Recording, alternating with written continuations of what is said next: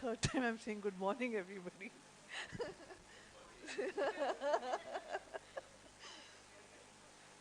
Okay.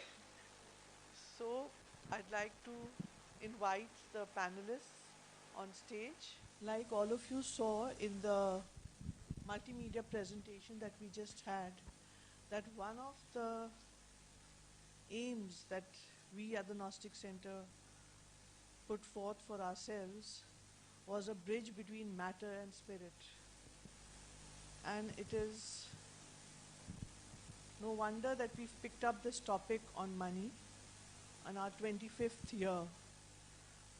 The topic that we will be discussing today would be the power of money in a quest for a conscious life. And I'd like to read some words of the mother in this context.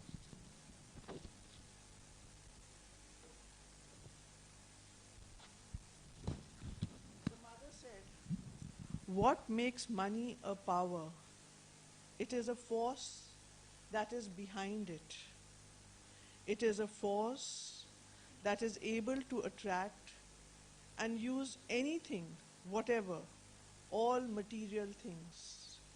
She goes on to say, this force, when it is made to move, to circulate, its strength increases. It is not something one can accumulate and keep without using. It is a force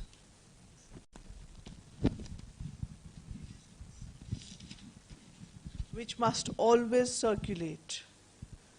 With this, I would now like to introduce my panelists. Dr. Pramath Sinha. For me, I think when I invited him, it was because I felt he was really an institution builder, and all of us can learn a lot from him. He is the founder and trustee of the acclaimed liberal arts university, Ashoka University. The founding dean of the Indian School of Business, the founder of the Harappa Foundation, the Naropa Foundation, the Young India Fellowship. For his contribution to education, Dr. Sinha was awarded the Personality of the Year by FICCI in 2015, and he has been named as one of the India's top 50 management thinkers by Thinker 50 in 2013. My next panelist is Ms. Monica Halan.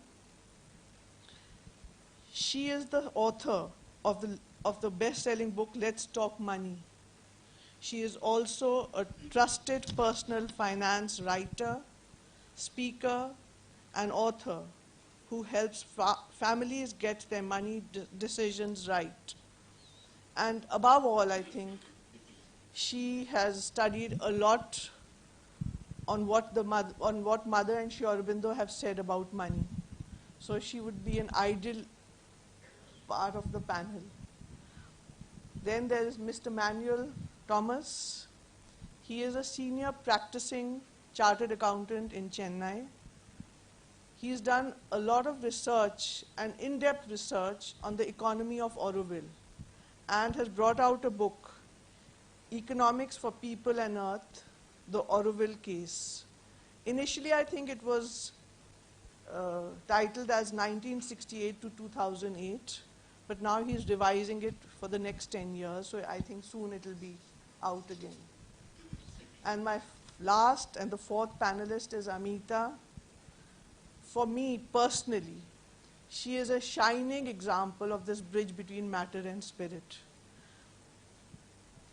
She heads the Gnostic Center, as well as one of India's top breeding farms of thoroughbred racehorses.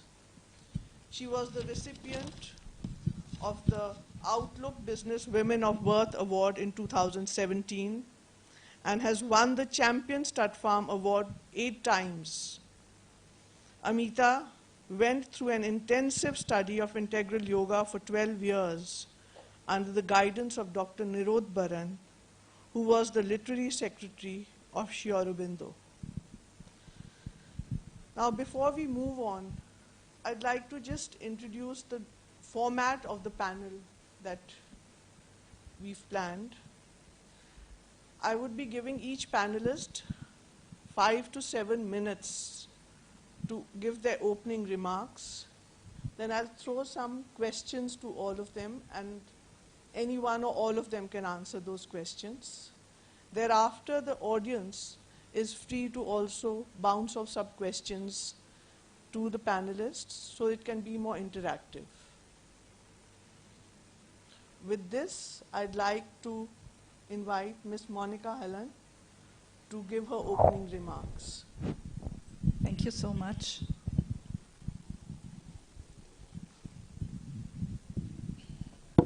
I have to admit it's a little intimidating to see all the luminaries who have worked so much, reading, internalizing.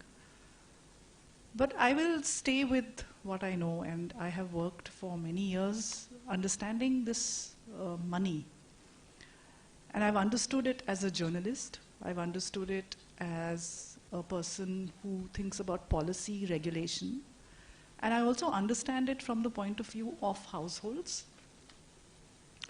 I understand it personally because whatever work that I have done, I have first tried to make it work for myself. So if I'm, as a journalist, writing something, I have tried to first experience it myself, because that I felt gave it a deeper connect with what I was saying. And Ritika said that the book is a bestseller. You know, it's a book on money. What is it that is connecting with people? Because it's doing well beyond what I had thought. I think it is that deeper connect, and which has come from whatever limited understanding and experiences I have had with Mother and Sri Aurobindo's work.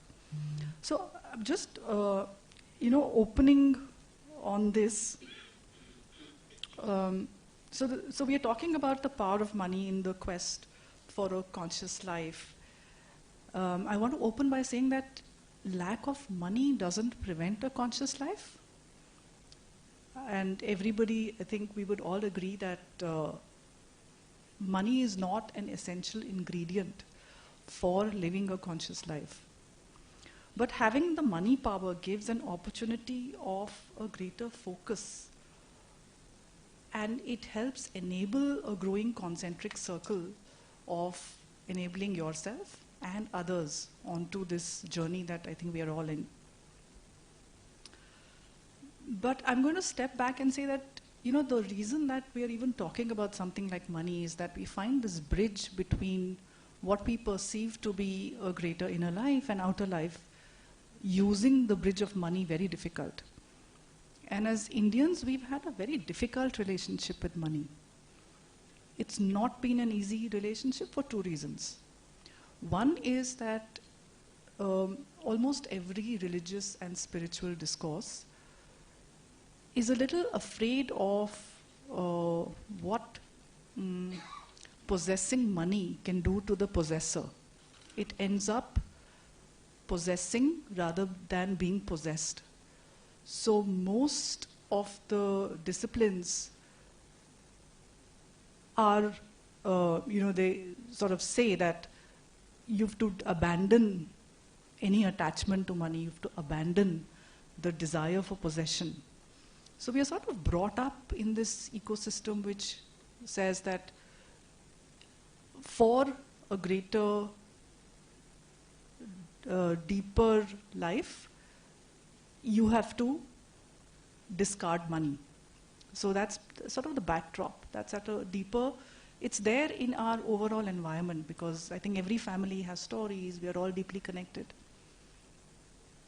The other reason that we have a difficult relationship is more historical. We've been a poor country for generations, for centuries we've been a poor country. And because of invasions, colonization. When there is no hope for a people to ever get rich, ever have wealth, in a way that you can look at yourself in the mirror, then it is easier to put poverty on a high moral ground. Right? So we will say things like Hat Kamel, the ill-gotten gains. Every, the movies also show a progression of that evil moneylender, the smuggler, and all of us, some of us are of the generation who remember that movie Diwar. So the poor brother is the poor, sorry, not my phone, okay. The rich brother he's got Gadi, Bangla, Shohrat. He's a smuggler. The poor brother is a police officer. Mere paas maa hai. So if you look behind the symbolism, you're putting this whole poverty and not going after wealth on a high moral ground. And we see it over time in Indian cinema that you have to, anybody who's rich has got it the wrong way. Until date, when we talk about the top businessmen of India, we are talking about how big their houses are, how lavish their weddings are, how, all the ills of the world, like debauchery, corruption, all sort of get clubbed with the possession of money. And I'm saying we have to look at ourselves and say that this was coming out of our past, of a time when we couldn't ever hope to get rich. But it's a new country, it's a different world. And the aspiration of wealth by a set of people who have a deeper conscious life is something that each of us must do. Being rich is very good. It buys you an oxygen tank, it buys you a hospital bed, it can get you an education abroad, it can get you what you want. So being rich, having the money is absolutely important. How you earn it and what you do with it are the two things we should deeply think about. So as a people, I think we should desire money. We should take it away from the asuric forces and get it. And how do you get it? There are ways to get it honestly now. Tax-paid rich in India are entirely possible. And then what do we do with it? Those are the two questions I would like to think about. So I will stop here. Thank you, Monica. I think you've given us a lot of food for thought. And now I'd like to ask Dr. Pramath Sinha to give his opening lines. Thank you, Ritika. Thank you very much for inviting me. Though I don't know what I'm doing here. I don't think I have anything in particular to say any more than what all of you probably already know. But I thought I'd just share 3 stories that have always guided me in my quest or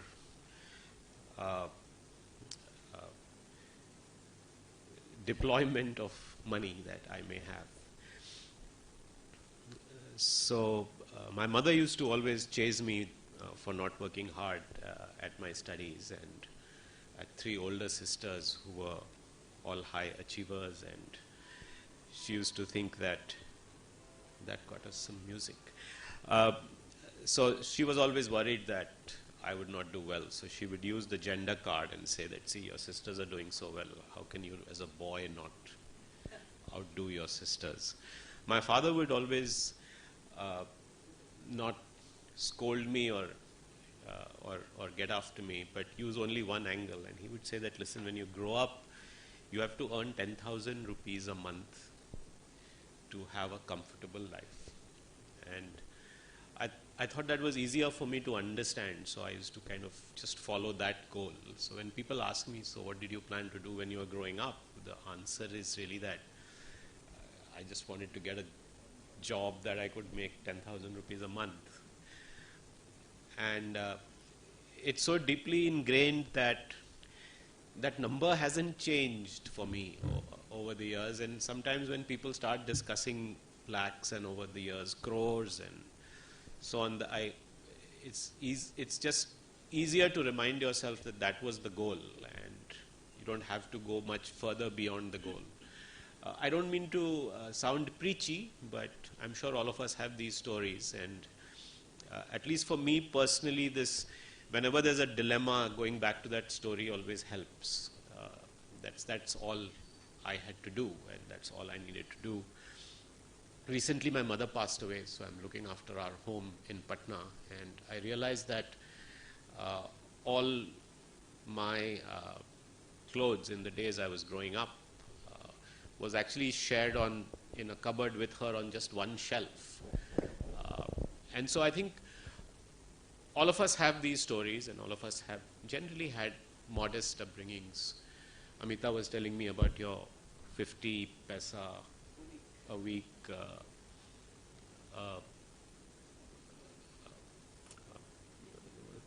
pocket money, sorry. So I think just for me, one part of this connection between, if you call it matter and spirituality, has come from just going back to our roots and constantly never forgetting that and reminding ourselves. One sad story over there was that I'm very close to Rajat Gupta, who was indicted in the insider trading in the US and spent time in jail. And he's very close. I'm very close to him, so I would always visit him in jail whenever I was in the US. And he would actually tell me that, you know what, I can't tell you how little you need, especially when you're in jail. So I think I have found one way to keep yourself grounded and not be chasing. One of my good friends from McKinsey is here. He's a venture capitalist and private equity guy, and I have a startup, like she mentioned, Ritika mentioned. So these days I'm building the startup, and the numbers that people throw at you are just nuts. You don't know how this money is even justified. I've been working at it for 2 years out of my 40 years in my life, and just these 2 years of work can create that much wealth. It makes absolutely no sense. So you have to find always something to keep you grounded. So I just wanted to share the story that for me, 10,000 rupees a month of my father's goal is one way to. The second thing I would say is that thank you for that generous introduction, and somewhere this notion of being an institution builder has become tagged to me. I do realize there, though, that money does play a big role. And so what I come to the conclusion is that when you're trying to do things for others, one should be greedy. At least that's how I think about it. And shameless. So I'm shameless about asking people for money. And as long as you're not asking for yourself, you can be shameless about it and really greedy about it. So if you're wealthy and you get to know me, you probably don't want to be around me very much. And that's how ISB and Ashoka and Naropa and Vedika have really gotten built. I'm not that independently wealthy to build these on my own money. If I did have the money, I would build my own university, but I don't have that kind of wealth. But I found that the power of being able to collect other people's wealth, aggregate it and spend it, is a unique power that allows me to do things. So Ashoka, for example, is very expensive. A lot of people think of it as a expensive elite South Delhi rich kid school. I think Vanita is here from Ashoka. She would agree, as a dean of students, you face some of that. But what Ashoka also does is probably has the largest scholarship program in the country. And that's what gives you the power to be shameless, the energy to go out there and relentlessly. And I can tell you some of the dinners and lunches and the people you have to suffer. And I'm sure you've all seen that in the fundraising that you do. But a lot of people say, oh, Pramath, you must be a master fundraiser. And I'm actually not. people like Rajat Gupta and Ashish Dhawan, who actually know all the people, rich people are. But I'm a good closer. I'm a guy who can come and close the deal, as it were, because I really literally shame people into saying, what are you going to do with all this money? Come on. You know. So those are the two things that I wanted to share with you. One very deeply personal, as to how at least I feel like I can maintain some level of consciousness in the way you're describing it, and two,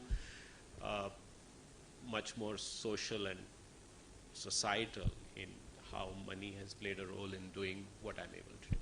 Thank you for inviting me. Thank you so much, sir. Some lines from the mother, which I read, I really feel they apply to you, and I would love to read them. The mother says, one who is capable of attracting this means the money, and using it for something good to increase the welfare of the world, the welfare and well-being of the world, that man has the hold on the money power. And that is to say, the force that is behind it. I'll be more shameless. So then you can... So I think those lines aptly apply to you. I'd like to now invite Mr. Thomas to give his opening. No. I'm going to use some paper because I will be quoting, and I don't want to make mistakes because most of you know the quotations. Actually, Ritika's leaked out a few. So. Money is an energy to be used or misused, not an evil or something to be avoided. I think you will get resonances from their talks. Both Sri Aurobindo and the mother attached great importance to the role money plays in society. While Sri Aurobindo generally did not touch in his writings on the reality of economic phenomena, he made an exception for money. For instance, in his book, The Mother, he wrote extensively about the correct attitude towards money, be it in a highly spiritual manner. He said, money is the visible sign of a universal force. And this force, in its manifestation on earth, works on the vital and the physical planes and is indispensable to the fullness of outer life. In its origin and its true action, it belongs to the divine. Some even put a ban on money and riches and proclaim poverty and bareness of life as the only spiritual condition. But this is an error. It leaves the power in the hands of the hostile forces. If you're free from the money taint, but without any ascetic withdrawal, you will have a greater power to command the money for the divine work. The mother, while attaching similar spiritual importance to the concept of money, realized that specific guidelines would be required the moment a community of people would need to function in a practical manner. In fact, as early as 1958, she said, one of the most essential powers is the financial power. I have, if anybody would like the quotations, I have this, I'll leave it behind here. She also gave several other indications about how money should be handled. First of all, from the financial point of view, the principle on which our action is based is the following. Money is not meant to make money. The idea that money must make money is a falsehood and a perversion. Money is meant to increase the wealth, the prosperity, the productiveness of a group, a country, or better, of the whole earth. Money is a means, a force, a power, and not an end in itself. And like all forces and powers, it is by movement and circulation that it grows and increases its power. not by accumulation and stagnation. She raised objections to charging interest, both on the supply and demand side. I am not for getting interest on money, she said. And at another time, I am quite against borrowing money, even at reasonable rates of interest. But the mother was very conscious that it might take years, perhaps even hundreds of years, before her and Sri Aurobindo's vision on the true role of money would manifest. What we may call the reign of money is drawing to its close. But the transitional period between the arrangement that has existed in the world till now and the one to come, in 100 years for instance, that period is going to be difficult. It is very difficult. Mother then said, money potentially was a divine power in the material world, but currently was in the hands of hostile forces and needed to be won back for the divine. Auroville is the ideal place for those who want to know the joy and liberation of not having any personal possession. At Auroville, nothing belongs to anyone in particular. All is collective property to be utilized with my blessings for the welfare of all. So somebody in 65 asked her some questions, and I just take one or two of them. Will money be used in Auroville? And she said no. Auroville will have money relations only with the outside world. You can ask me about it later, how that's still happening or not happening. How will work be organized and distributed in Auroville? Money would no longer be the sovereign lord. Individual worth would have a far greater importance than that of material wealth and social standing. There, work would not be a way to earn one's living, but a way to express oneself and to develop one's capabilities and possibilities, while being of service to the community as a whole, which, for its own part, would provide for each individual's subsistence and sphere of action. In fact, on the Auroville's website, money is not meant to generate money. Money should generate an increase in production, an improvement in the conditions of life, and a progress in human consciousness. Okay, so these are a few of these quotations which I've taken. Like I said, I'll leave the links behind. Talk more.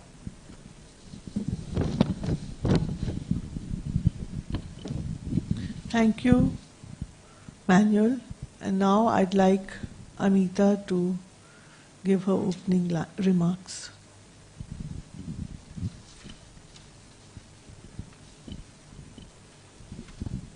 So, I'd like to just talk about some of the challenges, reflections, opportunities that I've had over the years with the force of wealth, the money power, Mahalakshmi, as she is called. I think some of the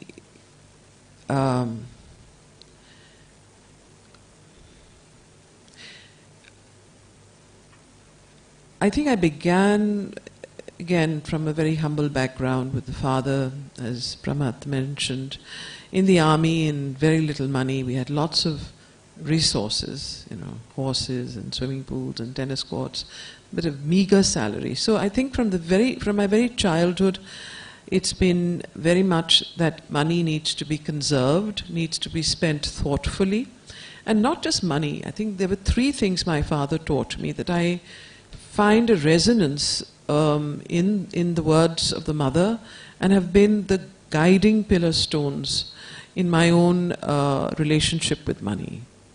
The first, he said to me, is that be conscious of what you have and use it carefully and thoughtfully.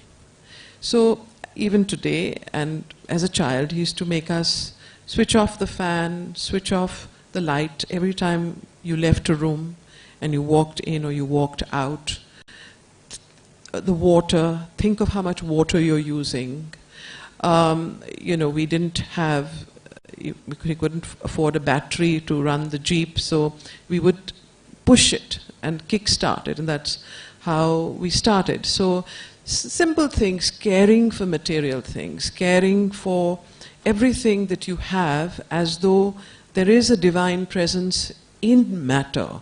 And I think that's become so deeply ingrained in me that whenever I do have the resources, one of the first things I want to do is to create beauty. So, in my life, in the surroundings, in the Gnostic center, in my house, in the farm, you will see this stamp of beauty. And I think beauty expresses Mahalakshmi. And she is the goddess of wealth. So the first thing is, what do we do with our wealth? What do we do with our money? Do we use it for ourselves and for our own self-aggrandizement? Or do we use it to create something that can be shared by all? That was the first lesson I learned. The second, he told me, and that was when I was much older, and I'd started working with him, he said, never borrow money. Use what you have. If you don't have it, don't do it. So I've kept that very strongly in my consciousness. And often when we've had projects where money has not been there, I said, we won't do it. We'll wait. Or we'll do it in a smaller way. Or, many of these investment bankers, and Monica, this is for you, have been coming to my home to tell me how I should invest, my money. And the first thing they tell me is, listen, don't use your own money. You can do much more with that. Borrow from the bank, the interest rate is only this. It'll treble. Look at the markets. What an opportunity.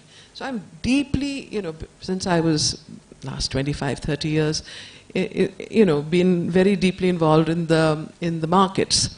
And because I've had this in my father's mind, my father told me in the 2001, 2003, the crash of the markets, I don't know how many people came to me and said, this is just double it, treble it. I said, buddy, there's a door, walk out. I'm not doing anything of the sort. I'm not going to going to borrow anything. I have this much, I will invest it, but I will not borrow. And this has possibly been the greatest advice I've received. Because if you take the power behind money, the force of money, it comes to you for a purpose. It is not there to make more money or to just keep creating wealth for no reason, because that's when it leaves you. I think the idea that when the force of money is there for a purpose and you are a trustee of it, and therefore the responsibility that one has in that trust, that you are not, does not belong to you, it is there today, it may leave tomorrow, and you are certainly not going to find a way of taking it to heaven. If anyone has, share the secret. And so therefore, what is this wealth for? And what do you want to do with it? These were questions that were deeply, I think in my mind, I was constantly thinking about these.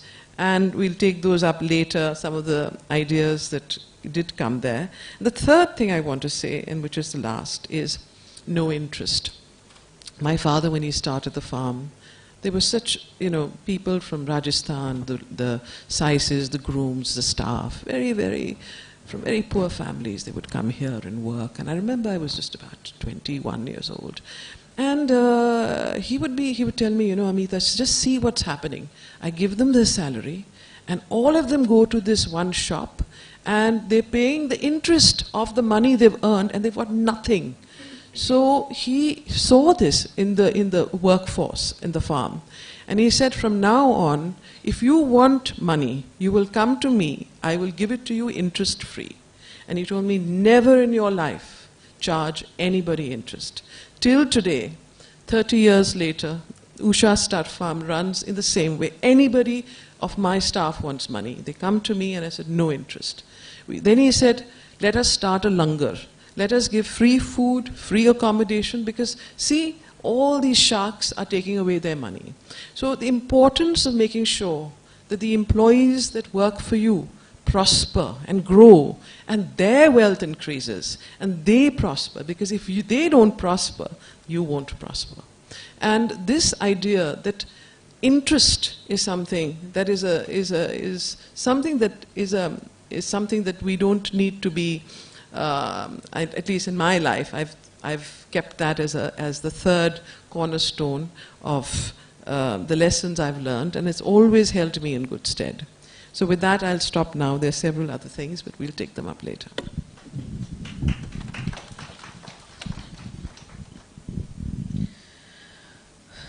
Any questions anybody has before we go on? Or I do. Okay.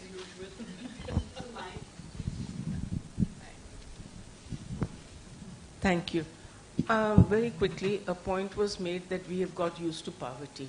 But that's centuries of overlay, you're right, except that the pristine thing was dharma, arth, kam, moksha. Moksha was actually added on later. Dharma, arth, kam, which means that you should earn money, you must satisfy your desires, except do it in a way which is righteous. I won't go into it. Then it has been said money must not make money. Well, it's like who created the creator? You have to have some original money, right? In order, and you have to make it grow. It's a question of how do you use it. And that is why when Krishna talked in Gita, he talked of lok sangrah and not personal salvation. Because personal salvation is what we had all gone into. But he said, no, lok sangrah. Whatever you do, it has to be done for society. Number 3, daan ke patra. The people you give money to must be worthy of that money. I have plenty of NRIs saying, where should I go? Because people cheat them. So you have to have a place where you can give your money and be sure that it is going to be used properly. And the final question is to you. What is the difference you see between a commune and an Auroville life? I went to a commune. I lived in a commune in Israel for a few days. So what is the difference? I think the first question was to me on the fact that we have had a tradition of different stages of life, and the last stage is really the renunciation and the. So when you live, so lived experience becomes very different than what either the scriptures or the texts might say. In terms of everyday life, I don't know if people follow that rule in everyday life. Some people like you evolved might do it. But, so the point that I was making was not on the stages of life, but more as the background thought that we grow up with. And one example of that is that we tell our children, you should do well. But we don't tell our children, you should be rich. So there is a dichotomy between what we think is at the base of doing well is also wealth. So I don't see the contradiction in having money and doing good. I feel that somewhere as a society we lost that connect. We've associated money with everything that is bad, debauched, evil. And I'm saying money is very good. You choose what you want to do with it. It is entirely up to us how we use it. Are we possessed or do we possess? There's been a very famous case of, like you said, this new wealth. It's coming suddenly, and we're seeing very asuric behavior with people who suddenly have the force. They don't have it. The force has them. So I would just say that it is up to us how we use it. It's an aspiration. And like I think everybody is saying, you're a trustee of that wealth. If you just think of what it can buy for you, there is an end to what it can buy and what you can consume. And to the point that you can't take it with you, yes, you can't, but till the last breath you need it. You need it if you need a hospital bed, you need it if you need an oxygen tank, you need it for everything. So till my last breath, I need the money. And the minute I take my last breath, it doesn't. The shroud has no pockets. It's that balance that I find very interesting, that how do I live today knowing that there is no certainty, I can die tomorrow. What is my relationship today with that money when I might die tomorrow, or I might live to 120, I don't know. Then how do I think about money? What is that balance? So for me personally, it's been those questions, that how do I deal with this?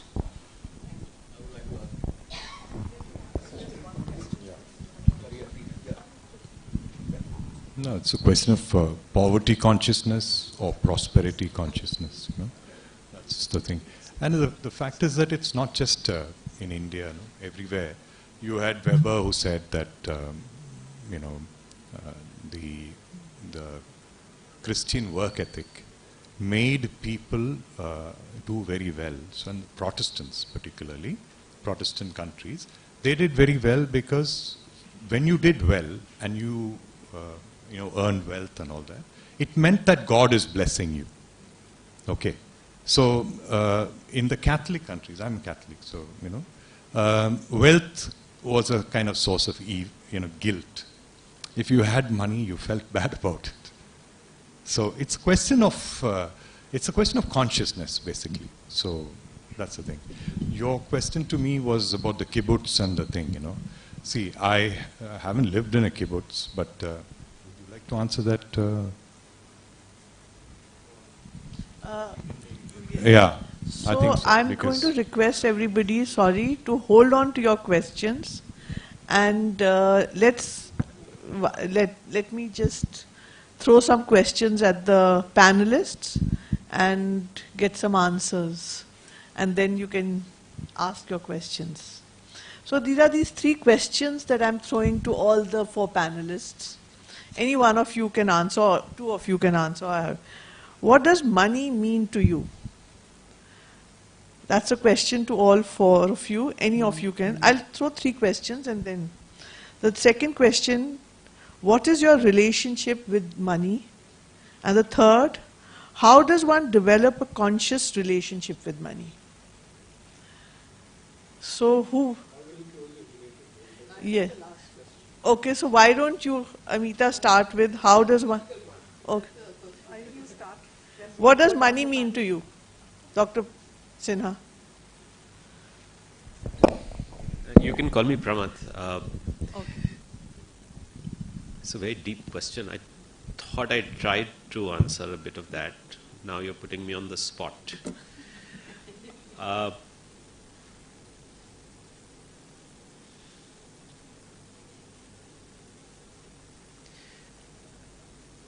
Yeah, I think I would say that to me, what I earn, so money is very personal. I'm not talking about money in an abstract way, but personally to me, the money that I make or I earn is in a way a result or a produce of my work and my efforts. I'm very focused on my work and what I do, and brought up with a very strong work ethic. So I feel like it's something I'm producing. And I do feel very strongly that the trustee idea appeals to me a lot, that it's all transient. I have seen money come and go. I've seen people lose everything. So I feel like in the time I have, I should deploy it and put it to good use. So, and I do think that I've seen people, and all of us have, but I've been very struck by when people die, everybody just kind of forgets about them or what happens to their wealth. And I've seen cousins and nephews and nieces fight over wealth and property and assets, and it just seems so dysfunctional. So I would like not to leave too much behind for anybody to fight over. Fortunately, I don't have children, so I don't worry about that, but I don't want to leave the money for other people to fight over after I'm gone, even if it's not my family members. So that's how I think about it. That you work hard, you, through the working hard, you produce something, but try and deploy it quickly. Keep some for the hospital bed, which is always difficult to estimate. Yes. But yeah, that's my quick take on it. Actually, when I was listening to you, one example that comes to me, and I was struck by it when the first time I got to know about it, was the Auroville model. That nobody owns anything over there. So even if you invest over there in a property, it after you it goes back to the foundation. It doesn't go back to your heirs. Is that so? No, the children can stay so long as they are there. They stay, but they don't own it. Live somewhere else and use it as a... And they can use it, but they don't own it. So I think that's something that I personally subscribe to. And so, what is your relationship with money? Would you like? Tough one. Relationship with money.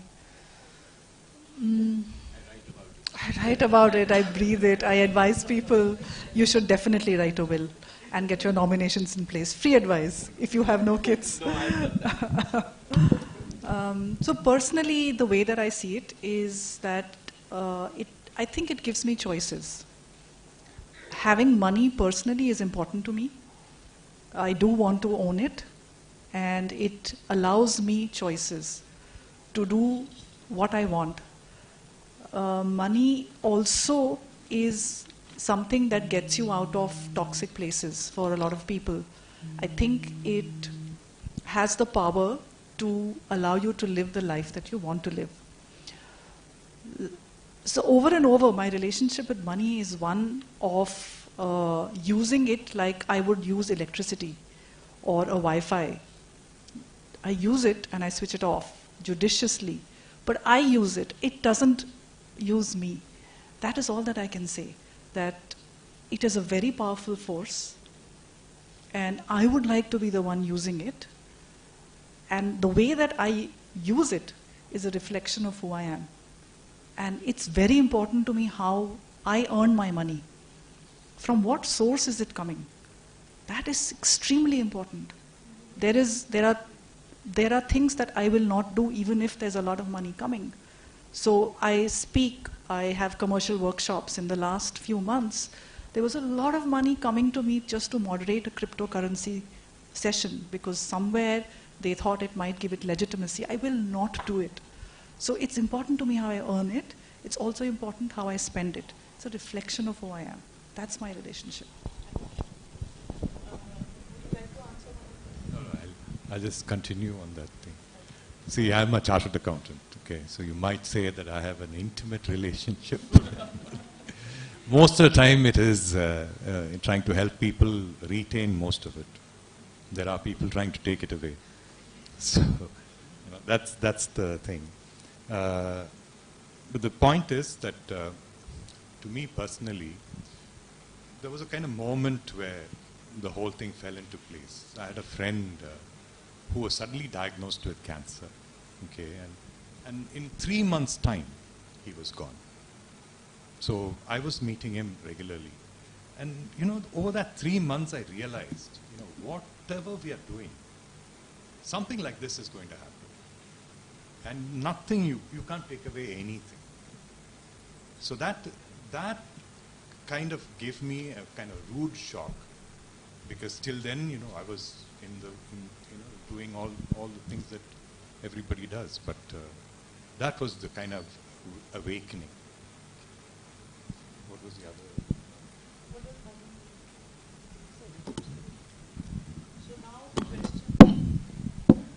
Ameeta, I'd like to throw this question at you. How does one develop a conscious relationship with money?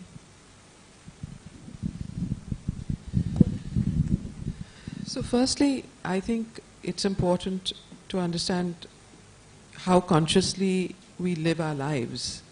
How conscious are we in understanding and reflecting on the choices we make in our life. I've seen that, when one is unconscious, one tends to use money for vital satisfaction, to buy yourself something, to do this, to do that. And after a while you see that when you buy something or you purchase something for yourself or your family, most of us look at money as a very personal possession. And I think that is part of the unconsciousness. Because as long as you look at money as a personal possession, it tends to possess you. When you can look at money impersonally, as a force that is there in the universe, that you can open yourself to, that you can come into relationship with, but you need not allow it to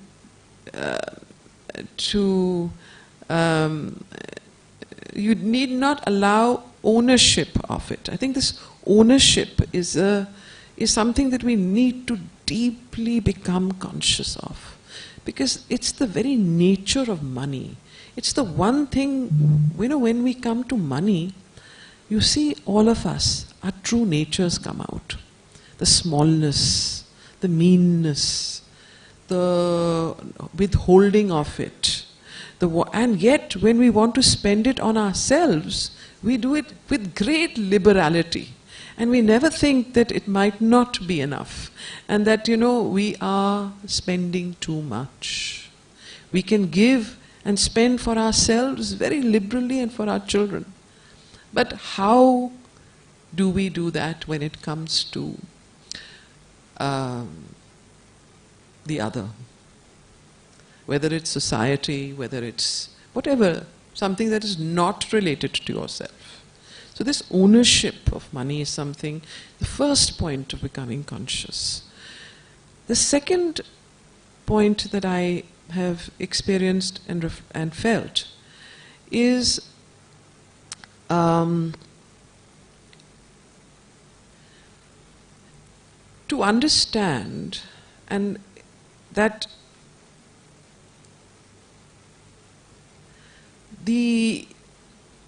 there is no lack, there is no, what should I say?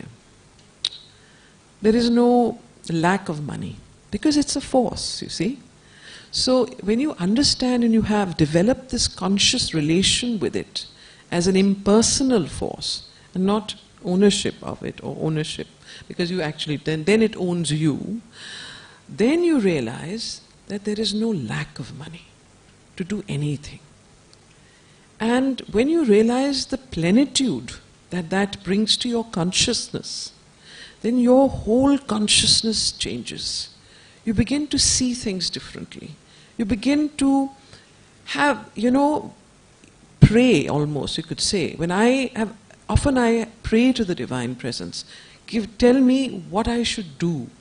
Let me not be unconscious in my actions, or even in giving money, and even in receiving money. These are very important things.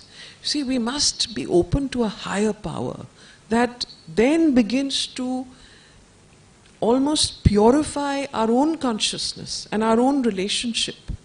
So the sadhana aspect, if you want to be a true trustee of money, and you want to be a recipient and a channel for it, then you need to become more conscious about how you use it, what it does to you, what your thoughts are, your unconscious thoughts. Become more conscious of those. Then only can you start developing a conscious relationship with money.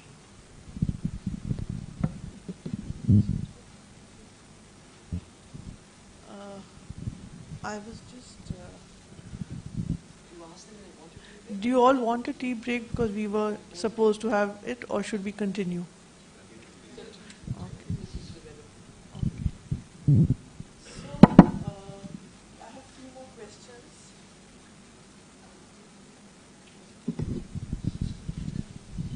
So I have a few more questions. Sir, I think I'll ask you another question.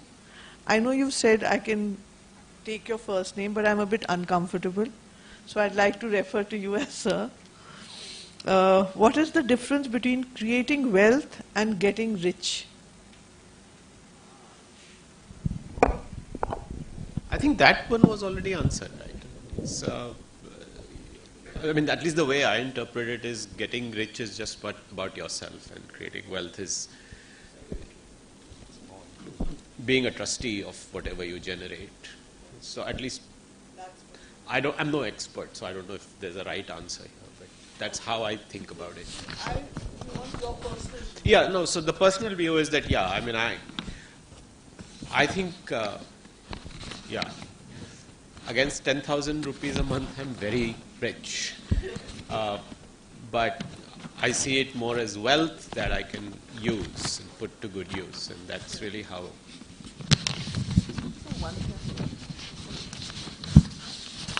Go ahead.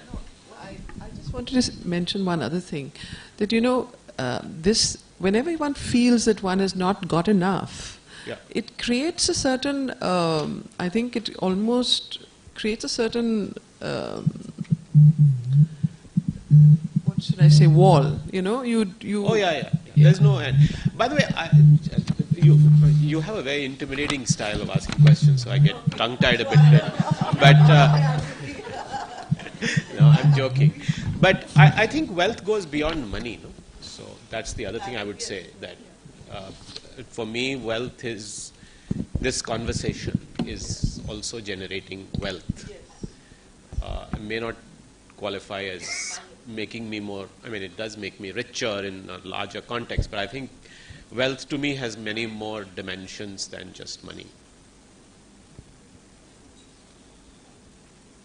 If I may answer the Auroville. So now can I ask you one question on Auroville? No, the same question. In Auroville. How does he get all the easy questions about what he knows? I just add on. You do the heavy lifting. I just add on. No, It's just the same question. no, I'm joking. In Auroville, the surplus generating units generate surpluses for the benefit of Auroville.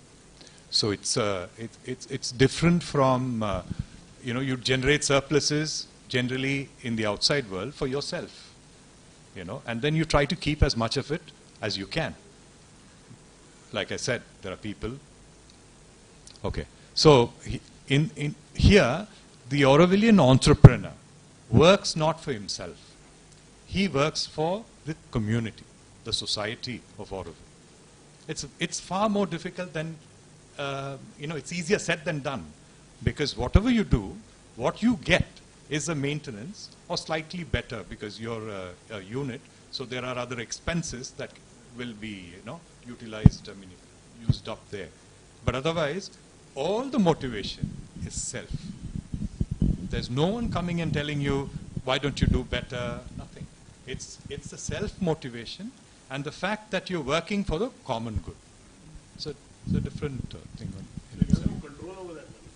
You have no control over that money, except that it's sitting in your pocket. It's very funny. You have your bank account, the money is there, but you're a trustee. You don't own it. Before we go on, in this context, I'd like to ask a specific question on Auroville.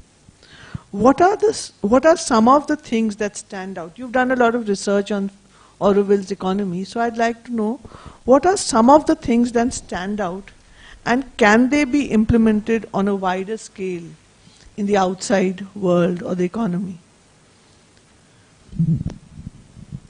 Auroville's like a lab, so experimentation has been going on over the last 50 years. One of the things that they did was this no money concept. Okay, they had these circles. First, you had a circle where people joined and contributed a sum of money monthly, and that went towards buying stuff from Pondicherry, because Pondi is the nearest town. So they would buy toothpaste and things like that, and would be distributed here. Okay, some of those circles continue to this day. Then they started something called the Porto's distribution center, where again you contributed monthly amounts. So some people contributed more, some people contributed less. And you were allowed to go into that store, which was provisions, okay, food and provisions. You could take whatever you wanted. You would not be billed for it, but they would keep an account of what you took. And at no hoarding, because you would only take what you needed for that month, you know. So, and then they would tell you, look, you are spending far more than what you have contributed. That's fine if you are not contributing more, but it's okay because somebody else is spending far less. So that circle works, you know. And that has now got 2,500 members. And it had to be closed because there wasn't space, you know. So then now they're trying to open other locations and work longer hours. So it's quite interesting to see how they have worked on no money, but the fact remains, all that means is there's no money in your pocket, like cash. But it still means that you're using something called a debit card. We use a debit card here. But they use something, you know, they have an account in a financial service, which is a group thing. And they would, you know, if you went to the bakery, they would mention the account number and it would get reduced from your, see, okay, let me just say that an Aurovillian is allowed 20,000 rupees a month as maintenance, of which 10,000 is given to you in cash and 10,000 is in kind, which means that you can spend at various locations and use this number. So you would go to the bakery and buy things and give your number and that's it. Just sign and walk away and thing. The point is that the money that they had, the 20,000, is extremely small in the outside world. Okay, but the fact is that they can do what they're doing because of these circles. So out of this 20,000, you contributed 3,500 for this and 2,500 for that, and it gave you quite a bit of leeway. It's the what you call the you know, the frivolous bits that you, and the travel that you can't do. Because you want to travel, it takes far more. But otherwise, you can actually live. We can live for our needs, but not for the greed that. Correct? Yeah. Well maintained, are they audited? Let's see. It is audited. No. I'm saying in a lab, you know, in an experimental area, there will be always pluses and minuses. But the fact is, it is audited locally by chartered accountants, and it is audited by the C&AG after that. So you have two audits. So what do people do when they have to travel? I've seen Auroville people traveling. True, but some of them are supported by their units, and some of them collectively raise money. I want to travel, and then people pull in and give them the funding. Contrary to what Halan was saying, that it's how you spend your money. Huh. I mean, that's the concept, how you spend your money. So here you don't have any control over how you spend it. You do, you have the control over your 10,000 a month. That's exactly what he said. You can manage, that's the point, you know. I thought, you know, when I'm doing the research, I'll just finish this thought, I'll come to you. No, when I was doing this research, I thought that 20,000 is too little. You know, it's something that I pay anyway. But then when I went in there and I actually did the math and found out how people managed, okay. So I found out that because of these circle systems, there's a free store. There's a free store where you can pick up garments, you know, and walk away. You don't have to pay anything. You can give some money, but you can walk. Like that, there are possibilities there which don't exist outside. That's the difference. What I'm trying to say is you can't do any good with your money. You can only live off it. See, the work that they do is phenomenal. She asked me, I went somewhere else, sorry. The work that they do, for example, ecology, water conservation, there's a lot of scientific research there. You can't imagine the kind of things. You know, they've done a lot of work on soil conservation, water conservation, pollution, a lot of work, and effective microorganisms, for example, use of that. So there are a lot of takeaways from Auroville which can be replicated. In Chennai, you have a park which was the eco-restoration of the Arya River, entirely done by Auroville Consulting, Pichandikulam Forest Consultants. The next question, Monica, can I throw to you is, what personification would you give money? You asked me earlier, and I have been really struggling with it, personification of money. So the only answer that I could find within myself is when you get this feeling of abundance, and it doesn't have to be money as in rupees or dollars or euros, it is a feeling of abundance that you get out of, say, a conversation like this, or a beautiful room, or a flower, or the personification of money happens when, for instance, you help somebody without any, like you were saying, no interest. And the interest needn't be just money, it can be work to be done. So it is when you, out of a moment where there is an opportunity and you find yourself doing something, there is, I don't know what the scientific word for it, but there is a release of something which I can only quantify as, name it as abundance. And that has nothing to do with how much money I have in my bank account. So the personification for me is just this feeling of abundance. There was, my own experience has been, sometimes I call it the happy money, when you are able to bring happiness to somebody, and it automatically gives you that happiness. It need not be in terms of giving money, but even a small act of kindness. I think that is when I say that it is something happy, and it is happy money because it has given somebody else happiness. So that's, for me, that's the personification I would give to it, as happy money or something. I also want to say the opposite of that, because in my business life I have my competitors and various other people.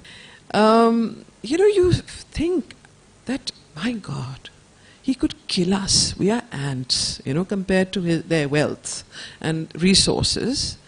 And yet the deprivation, the lack of contentment, the unhappiness, and the bitter fights between the children and the families and the health issues, you wonder, what is this? What is this?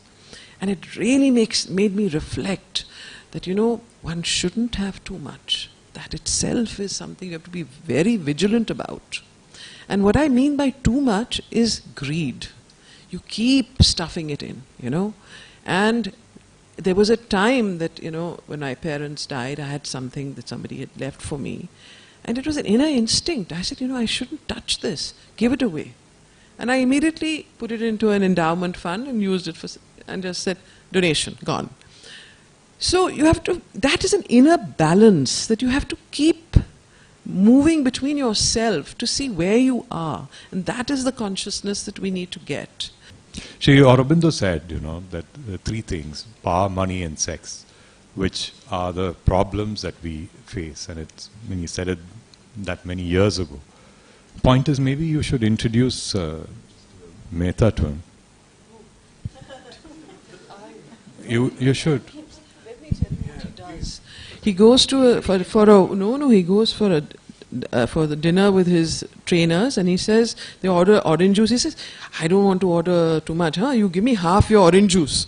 Looking at him, but I want to have the orange juice myself. No. He's a miser to the ultimate. But he won't give him anything. He doesn't believe in charity. So the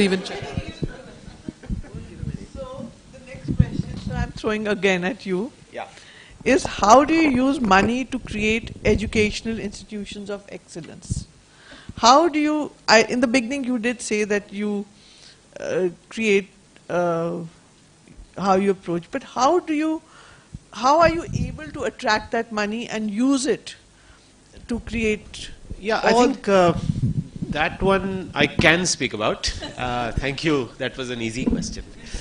What I've found is that most of the people I know who made money are very grateful for the education they got and feel like that's an area they would like to contribute back to. And like you mentioned or somebody mentioned that they want to work with people who they can trust. So whenever people want to donate funds, so the kind of philanthropic funds that we raise, trust is a very important aspect because a lot of people do operate foundations and trusts, but even through that they get personally rich. And that way, making sure that you clearly communicate or build that trust and credibility that, hey, this money is not going to go to Pramath's pocket. So the fact that I have other sources of income also naturally helps me because people know that I'm not going to. This is something I can disclose, which I'm just talking about for the first time, but from a CA perspective, I have never drawn a single reimbursement even from ISB or Ashoka, just for that reason.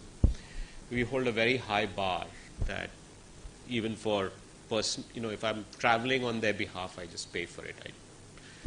So I think that is the first thing you do. You put a very strong bar, and I do say that I'm fortunate that I have other sources of income, so I don't need to. I teach at Ashoka. Other people who are teaching or associated will get paid. I won't charge. I won't take the money. So these are simple things you do to keep that credibility, the line very clean. At McKinsey, we had a legendary founder, Marvin Bauer, who used to say that it's the perception of conflict that is conflict. So you don't even want to have a perception of conflict. Yeah. The second thing is that people like to be associated with projects of excellence. So it doesn't have to be elite or rich or, but they want to see some element of distinctiveness and excellence. They want to associate with something high quality. So that I've figured out in education. I can talk more about it, but I have a little bit of a formula of how you create high quality, which I'm not getting into unless you want to, but credibility with high quality then attracts people to what you're doing. And then finally, the fact that you are going to use that money for really making sure it goes to the people who need it most, right? And not gold plating the buildings or spoiling already privileged students and so on. And demonstrating that you are doing that. And it's a tricky game because demonstrating means highlighting that I got this poor kid from Tamil Nadu and got them a job or placed them at Harvard, means sometimes opening up about that person in a public way, but you have to do it in a sensitive way so that you're not kind of tom-tomming the fact that, oh, I'm doing great thing for these poor kids from Tamil Nadu. But I think demonstrating that to the donors quietly to further establish your credibility becomes the third leg. But I think that's how you do it. And I think it's probably true for most projects, but at least in education, those are three things you are very focused on. Your personal credibility, your commitment to excellence and high quality, and third, making sure that the money is going to the right person, channel.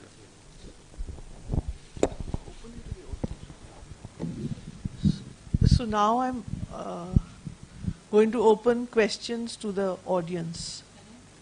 Yes.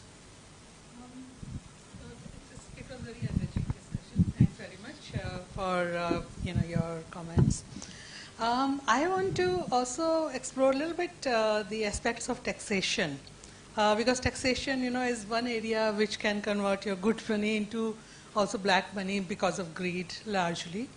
And I mean, there is this whole thing about taxation for greater good, and there is that aspect of both accountability from the government side as well as from the citizens' side. I mean, seeking accountability and being accountable. So I would, because that becomes it's a huge issue in our society. Does it stop greater good aspects? So I would really, and particularly, you would have something to say about it. So I would like panelists to comment on that. And also my question is specifically for Auroville on taxation, because you did mention that there are some really well-doing businesses. How do, and then they're using that resource for greater good to do, research and other stuff. How do they deal with taxation? See, the first thing is the mistake that we make. Hello? Can you hear? Okay. The first thing that we make is we treat tax as an evil, If you treat tax as an expense, then you will manage it.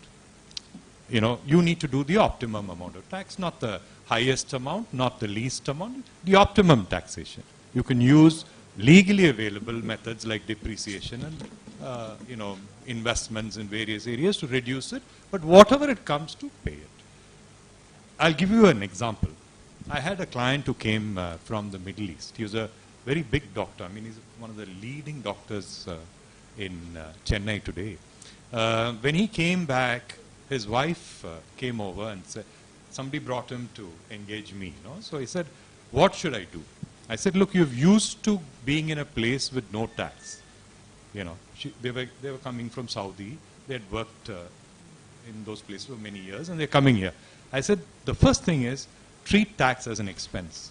If you do that and pay it, you can sleep peacefully. Otherwise, you will always be waiting for somebody to knock on your door. And believe you me, it's 25 years now.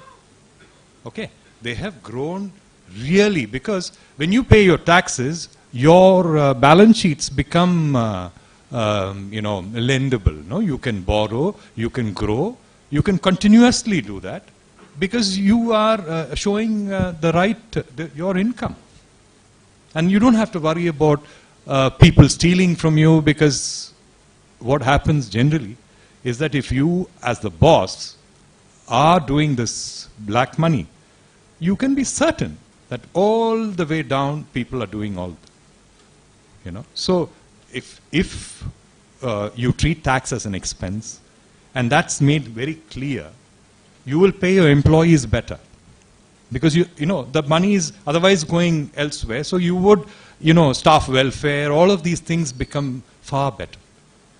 Okay. Now coming to the Auroville point of view, the Auroville is a body corporate set up by Act of Parliament and has exemptions under 1023 and ATG and all that. So the surplus generating units are under the same umbrella.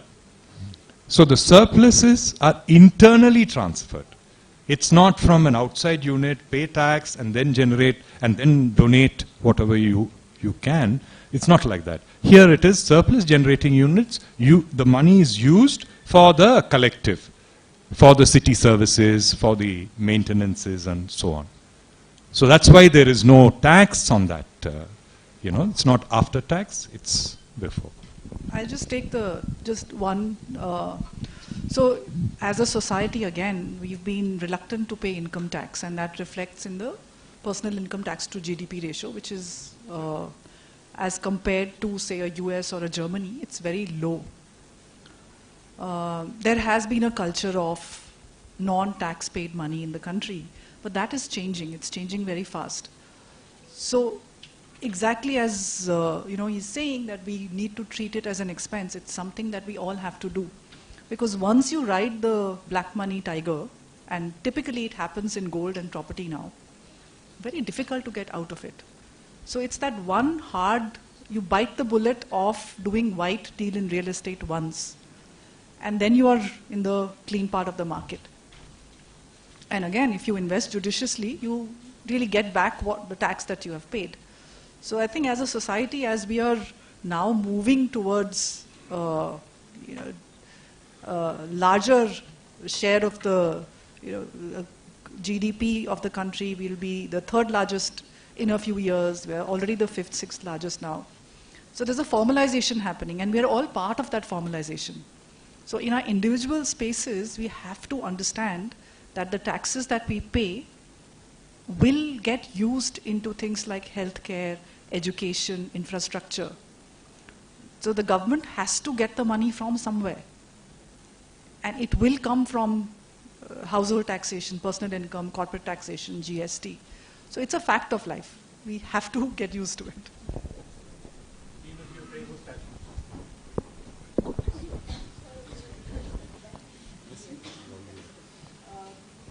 One more question. I really don't have a question. I have some thoughts which I would like to share with reference to what Ameeta mentioned, and key concepts like field force and consciousness. Yeah.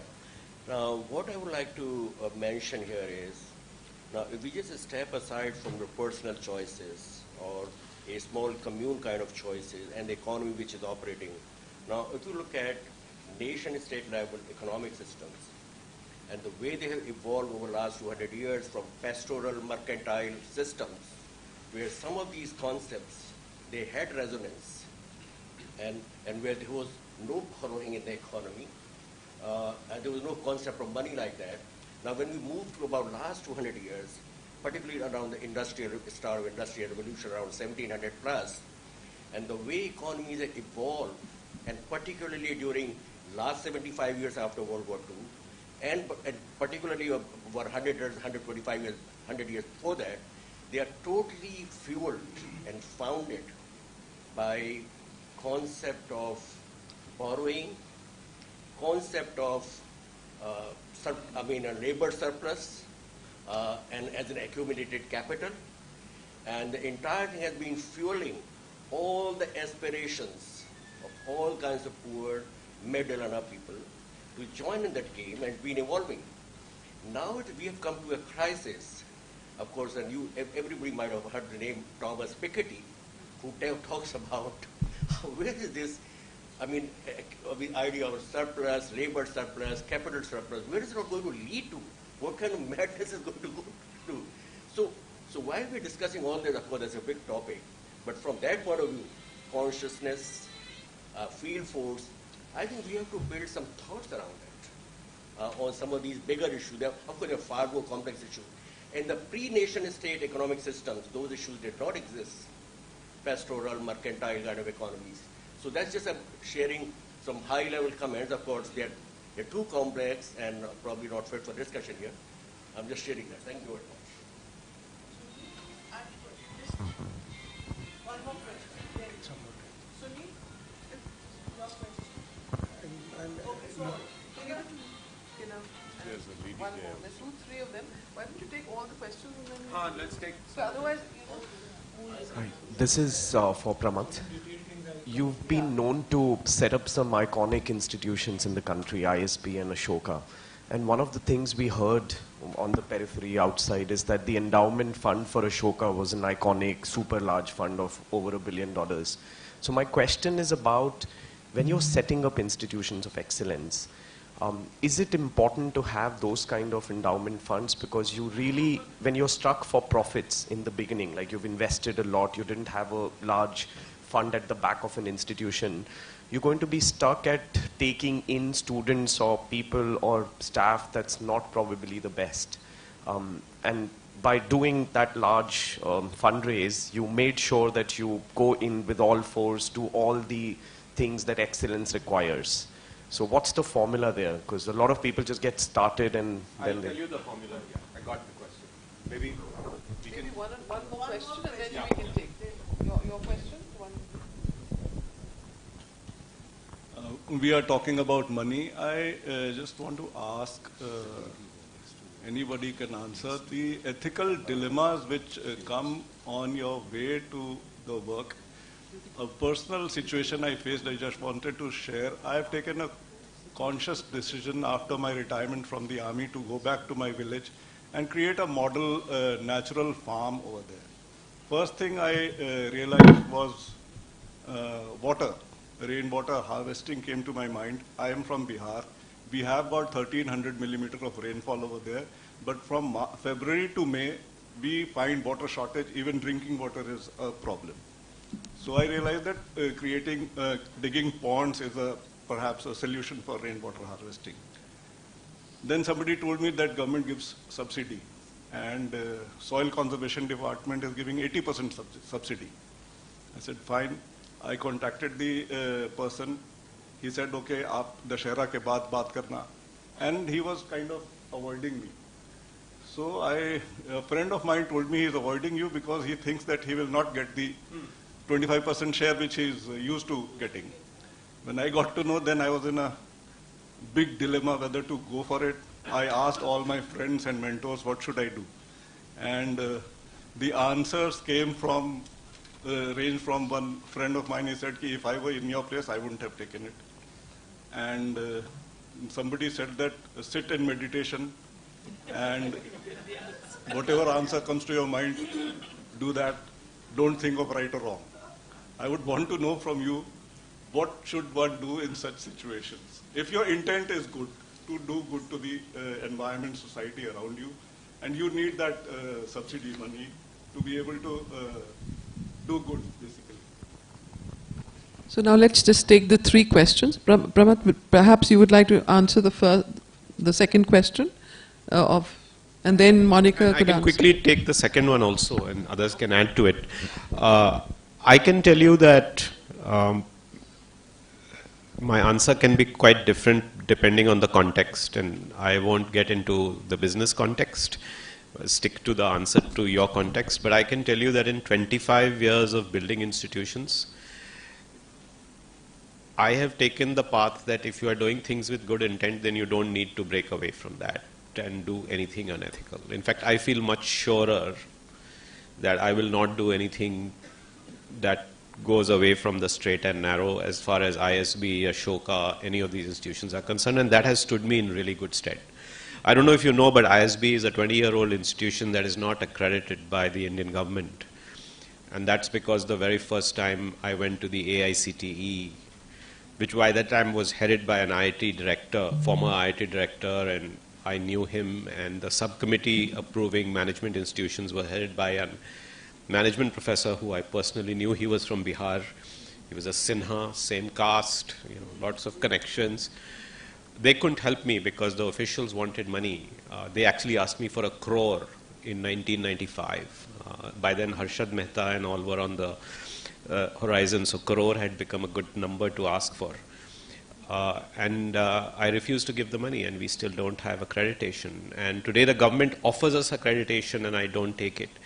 So I do think that there, at least my experience is, and I'm not trying to tell you what to do, if you're doing something good, then just stick to that. Don't compromise. I mean, I'm dealing with a huge case right now where a bureaucrat in Haryana has recommended the case of a student who's a friend's son, and we are not able to accept, and he's really coming after us. And this is, by the way, an Ashoka parent. His daughter went to Ashoka. He knows how it works. He comes from a UPSC civil service system where you can't influence admissions.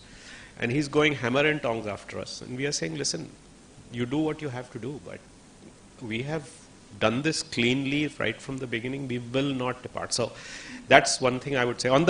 Quickly on the endowment part, we don't have an endowment, by the way.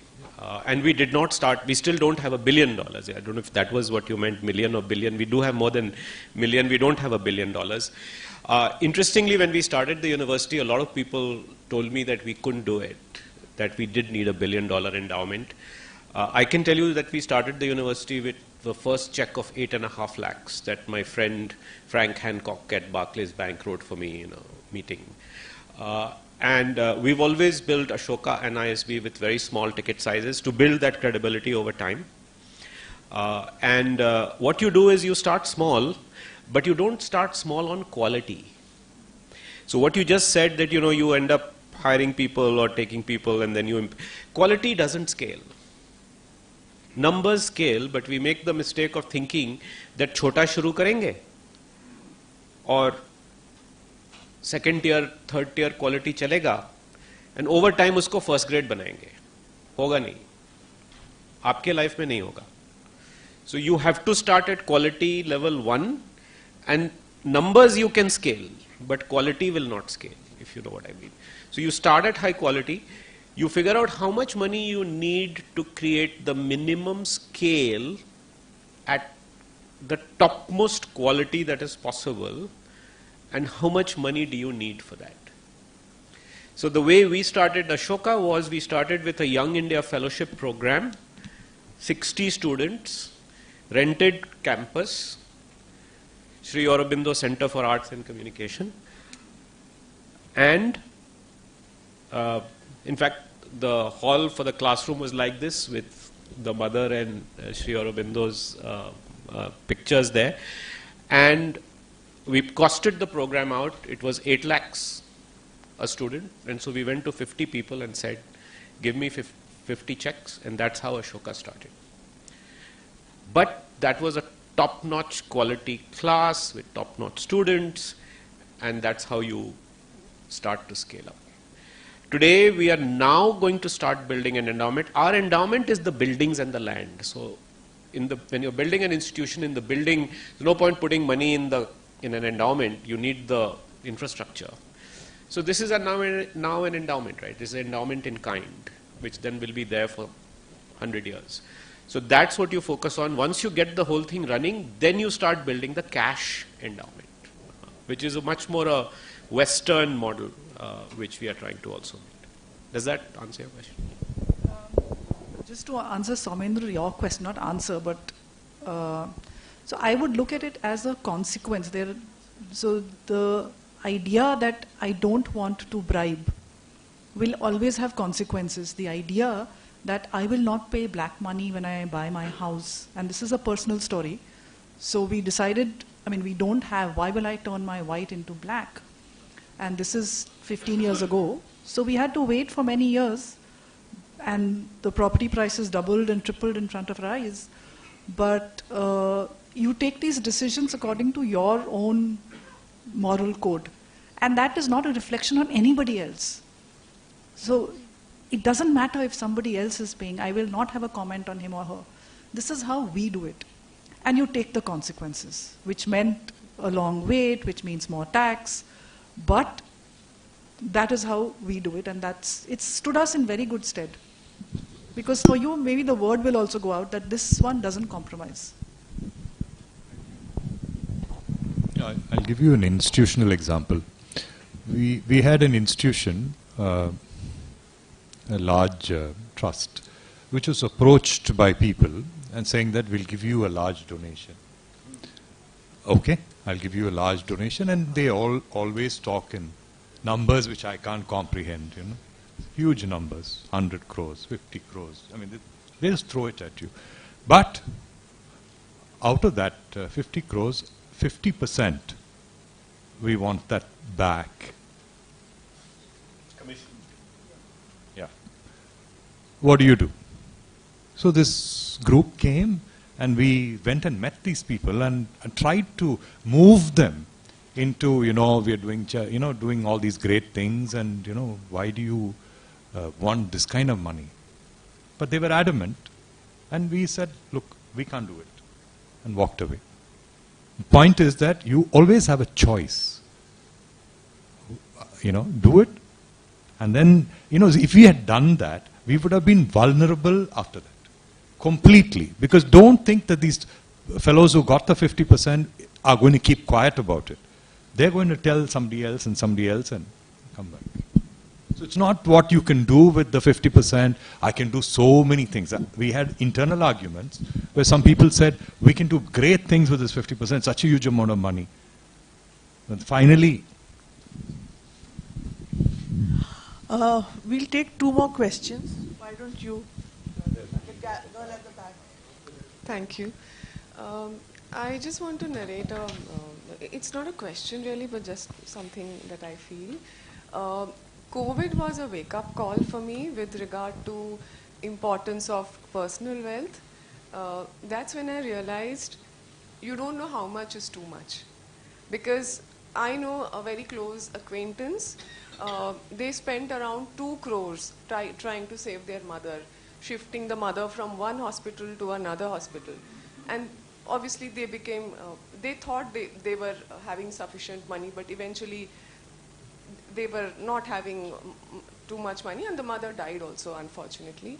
I know families, so there was a period of time for 7 days in Delhi. Oxygen concentrators were selling at 10 times the price. Many families couldn't afford it, and they lost loved ones. So we don't know what life has in store for us. So we should never think money is not important, and personal wealth, accumulating personal wealth is wrong, simply because you don't know what life has in store. And I have a very close friend. She's not able to hire the best divorce lawyers for fighting her divorce case because she's not having enough money. So she's having to settle for less. So we don't know how much is too much. So I think having personal wealth, or what people call accumulation of personal wealth, I don't think it's something wrong, because you don't know how much is too much. And another thing regarding spending on, spending lavishly on yourself or on your children or whatever, and we see businessmen doing that, industrialists doing that, and we don't like it. We say, oh, it's so wrong. But when you're spending, you are helping the economy, like you're helping the flower seller, you are helping the person who puts up the pandal, you are helping the caterer on income, you are helping the caterers staff, like the cooks, the servers, the waiters, all these small town boys, you are helping them become richer. So spending lavishly is not something so bad, because yeah, if you don't spend, if it's all with you, then yeah, that is a different topic. But I don't think spending lavishly on yourself is so wrong, because you're helping someone else become rich. Would any of you want to respond to that? Why don't we get more? Okay. Smriti, just okay. Okay, I just wanted to mention that Hemant is an Aurovillian of 50 years there or so. He should also share a little bit of his, ideas and his experience of living. That's one. Two is the means and the ends. Are we saying that the means matter as much as the ends do? And the other question is, when you build an institution, do you compromise for the larger good? So these are some of the questions that I have.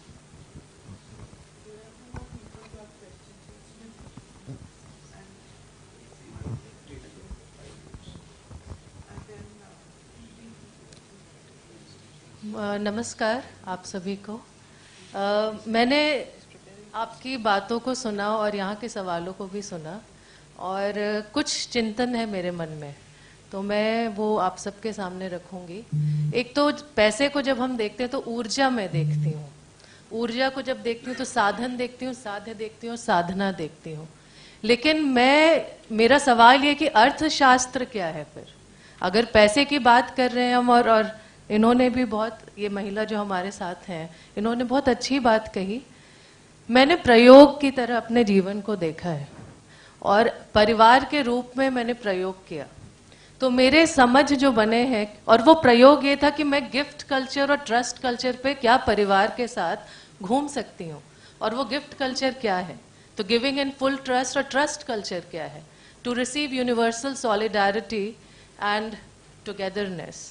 तो ये अर्थशास्त्र मेरे लिए एक प्रयोग का एक साधन बना, और इसके द्वारा मेरे प्रयोग में एक नया आयाम खड़ा हो गया, और जहाँ पर मैं अर्थ को निरर्थक नहीं देखती हूँ अब, लेकिन कितना चाहिए उसकी एक समझ है, और क्या मैं कंट्रोल करती हूँ अपने जीवन को, और कितना कंट्रोल करूँगी। तो ये सारी बातें, और मेरा सवाल यही कि अर्थशास्त्र की परिभाषा क्या है? Preeti? Hello, everyone. So my question is to Dr. Sinha, and it's something I'm struggling with at this point of my life. You said that you, for your Ashoka University, you did not take any reimbursements because you have other sources. So that means some sources of incomes were created earlier than this venture. So then we come back to this point of creating certain wealth for self.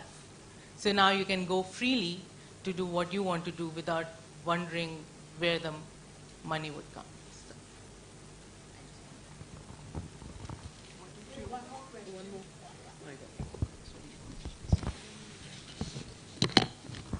Hello. I'm going back to the initial discussion on the personal relationship with money and the consciousness. And the recent discussion about how much money is necessary, we need it. So it comes down to me for money being abstract or money being literal. When it comes to money being literal, it comes down to the fear that we have, that how much money I need if I fall ill or something. So my question is regarding that relationship between fear, money, and its literal sense. That's my question.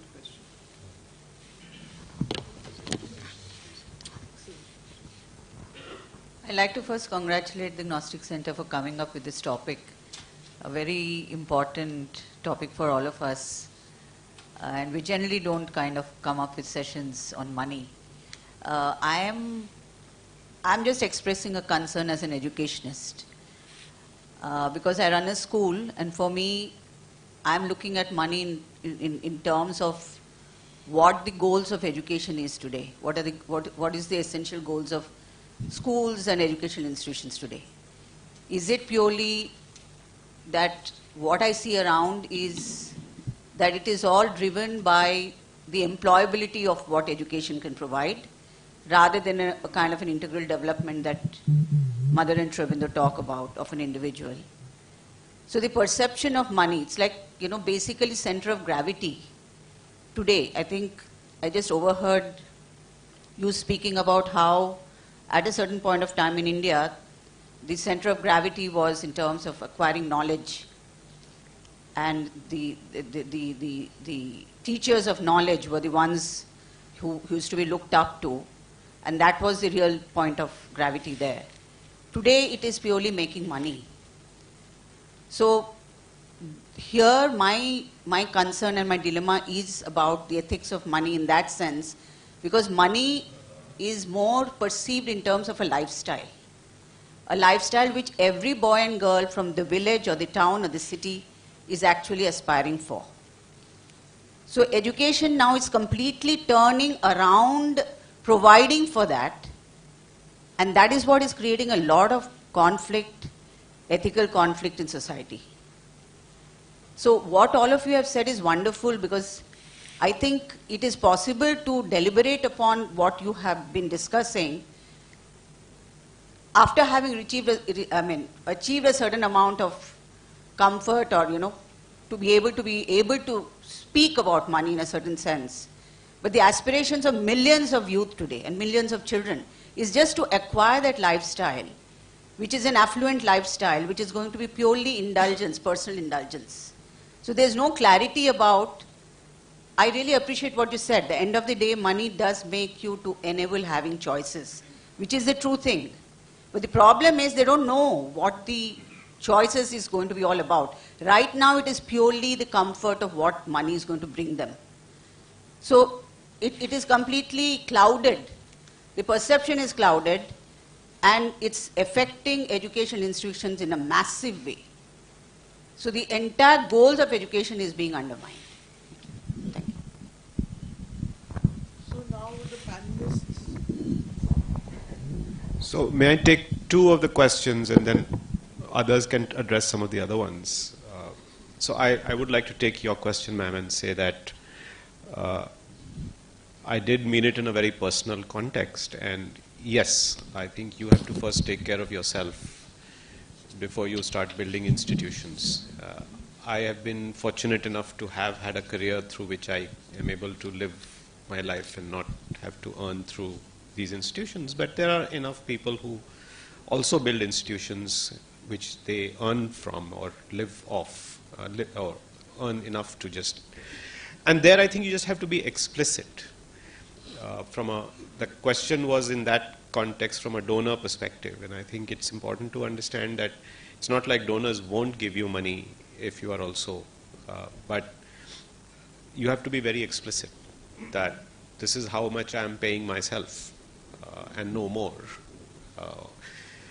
But if you are on one hand saying you are doing something and doing something else, or driving expensive cars, or flying business class on a NGO budget, then obviously people start to lose the trust in you. So I think being very explicit and being doubly explicit and setting expectations about what you are going to benefit directly is very important to build the same kind of trust as I was talking about.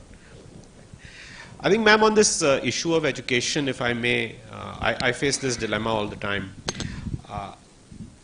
I have to admit that having gone through individual cases of students, forget about people who might be doing it just for the money or just because they want to do something. There are people who need a job in this country, and I feel I have an obligation to them as an educator. I think far too long education has tried to see it as a trade-off or a dichotomy. I don't see it as that. I think I can educate people for knowledge. I can have faculty and teachers who don't have to be conflicted at all. They should actually inspire students. They should build their knowledge. They should do their holistic development. And if my education is good enough, then those students will find outcomes, whether it is to go and study more or get a job, and that's my obligation too. So I do tell people who are part of our institutions that you have a dual obligation. You have an obligation to educate and do all of the great, inspirational, noble things that you have to do. So you have to do the noble bit and you have to do the able bit. You have to make them noble and you have to make them able. And the able bit also you have an obligation and to deliver that.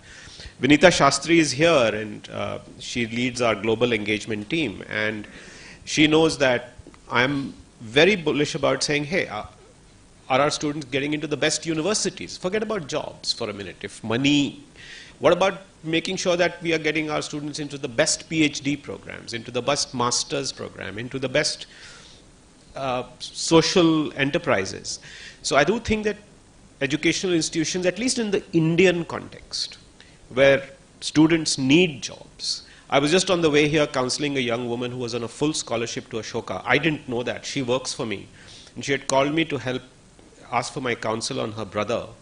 I didn't know, but she's the daughter of a single mother in Chandigarh who works for BSNL. And now the brother has to go to college, and she says, listen, he's got into these colleges, but these colleges don't offer scholarship. What should I do?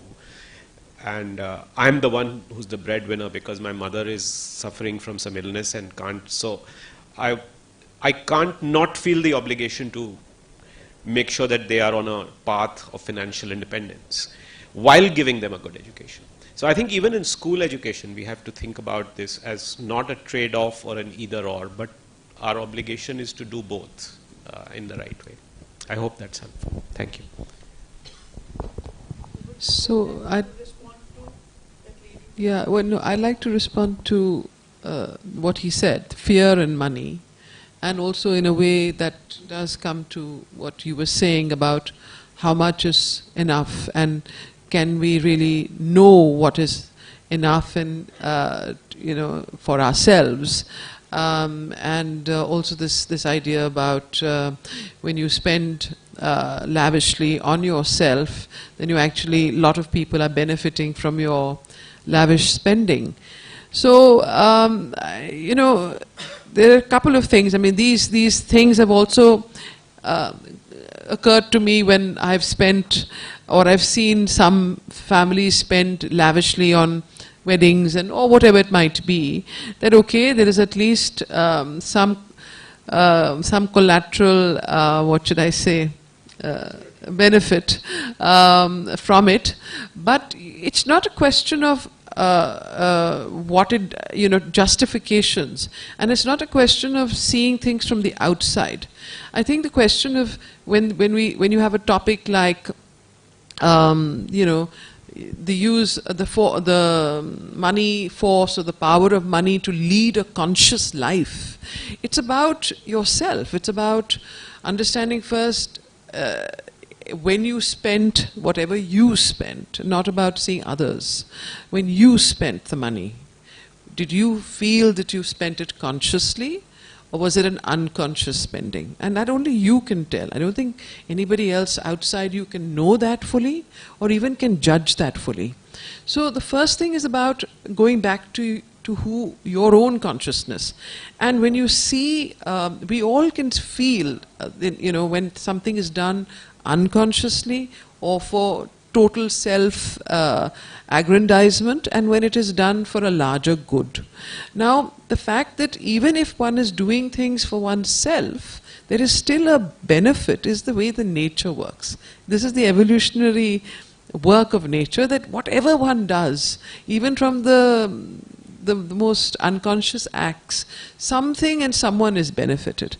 But that does not mean that you can then justify that unconscious action and say, see, because it's benefiting that fellow's, the caterer who's bringing so many tables, and shamiyana wala, and the chai wala, and the jalebi wala, so I should continue doing this.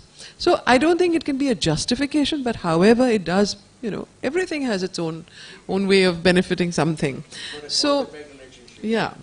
And I think this is also to do somewhere at the end on the fear, money and fear.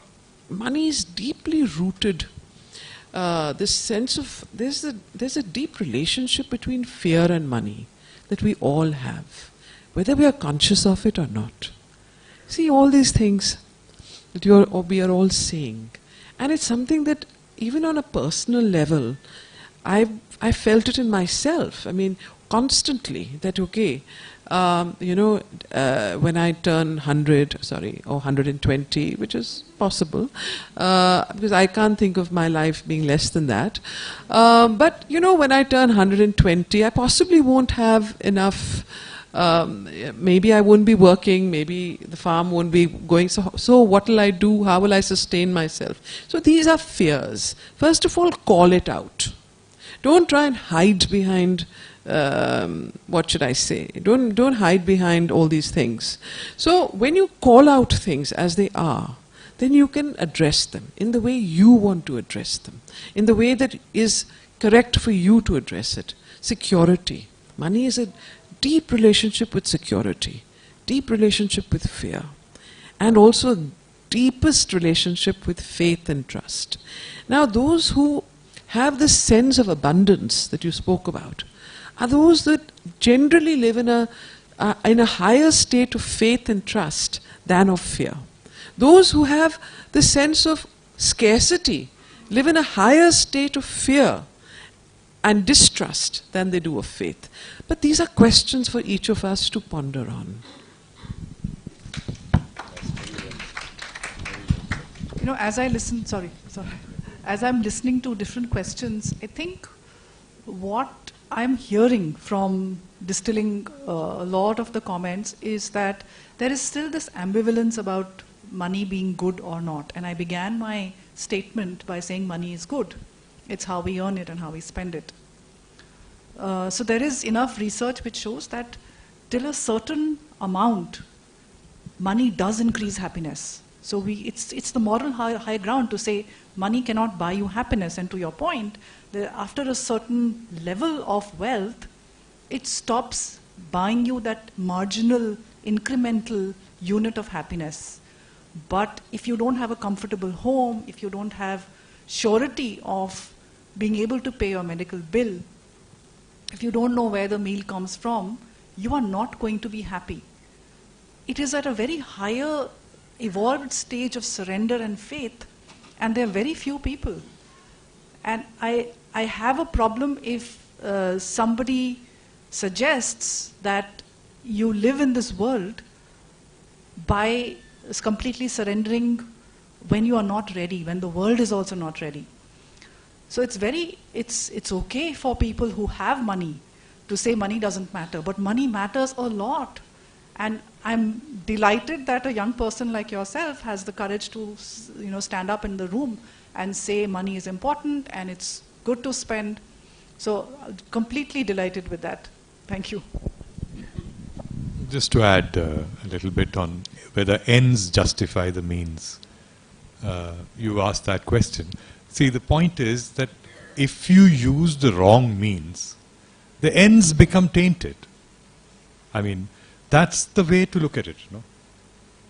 So lots of people have this dilemma, and lots of people use shortcuts to achieve their ends. But how long will that last? If you are not building on a strong foundation, nothing that you build will last. Which is why, when he talks about how these things are set up, these are the ways, when you have quality, that's a strong foundation. And about the kibbutz, see, I'm not aware of the full kibbutz model. So, if you know how... Okay. So now, I'm going to just request everybody, any questions, any thoughts, just hold them, take them with you to the lunch.